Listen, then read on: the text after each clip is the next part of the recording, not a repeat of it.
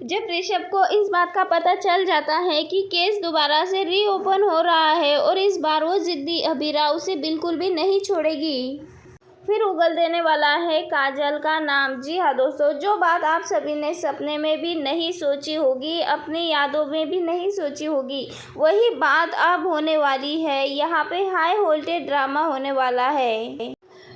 जी हाँ दोस्तों, क्योंकि कहानी में एक नया ट्विस्ट आने वाला है, क्योंकि आखिरकार जो कुछ भी हुआ है ये सब कुछ काजल की वजह से हुआ है।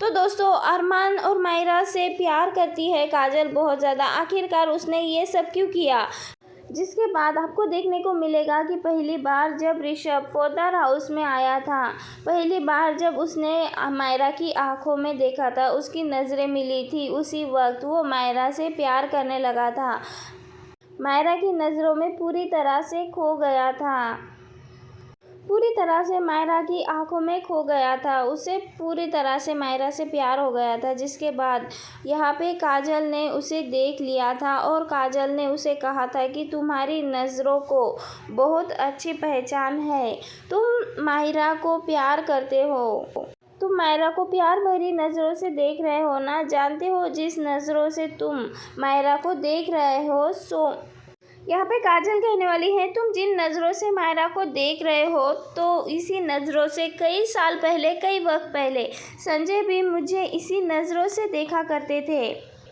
और इसलिए मैं इन नज़रों को पहचानती हूँ। अगर मायरा से प्यार करते हो तो एक रास्ता है। इसके बाद वो सब कुछ हुआ था, लेकिन अब ऋषभ को इस बात का पता चलता है कि मायरा उसे पसंद नहीं करती, मायरा रोहन नाम के लड़के को पसंद करती है वो। और वहीं पे अब दमयंती जी है जो इन सभी चीज़ों को अपने दिल पर लेकर बैठ गई है कि जब तक ये साबित नहीं हो जाता कि ऋषभ ने ये सब कुछ किया है, तब तक वो खाना नहीं खाएगी। तो यही सभी चीज़ें मिलजुल के यहाँ पे आके रुक जाती है। ऋषभ भी ये अच्छे से जानता है कि उसकी दादी उसे बहुत ज़्यादा प्यार करता है और वो कभी भी अपने दादी को धोखा नहीं देगा। इसीलिए अब यहाँ पे ऋषभ दादी सा और उसकी दादी के सामने काजल का सारा सच खोल देता है, काजल की पूरी सच्चाई बता देता है। लेकिन अब कहानी में ये देखना काफ़ी इंटरेस्टिंग होगा, आखिरकार काजल ने ये सब कुछ क्यों किया। अब यहाँ पे बात कर ले दोस्तों, आखिरकार काजल ने ये सब कुछ क्यों किया, क्योंकि उसे लग रहा था कि अरमान को, अबीरा को इस घर में बहुत ज़्यादा प्यार, बहुत ज़्यादा सपोर्ट मिल रहा है और इसीलिए वो इस घर से अरमान और अबीरा को निकालना चाहती थी, इसीलिए ये सब कुछ किया।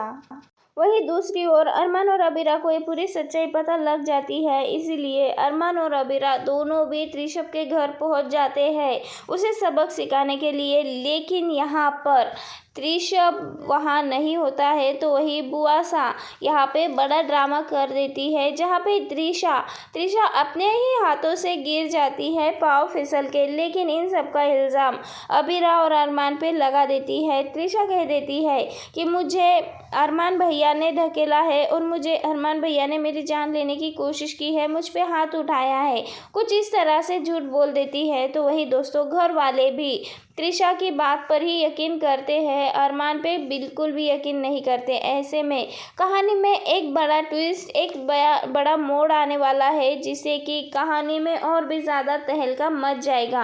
वेल दोस्तों, आप सभी को क्या लगता है, अपनी राय कमेंट के ज़रिए ज़रूर बताएं। क्या त्रिशा का भांडा अब फूटना चाहिए? सबको पता चलना चाहिए कि अरमान ने त्रिशा पर तो कभी हाथ उठाया ही नहीं था। आपको क्या लगता है दोस्तों? अपनी राय कमेंट के ज़रिए हमें ज़रूर बताएं। मिलते हैं नेक्स्ट वीडियो में।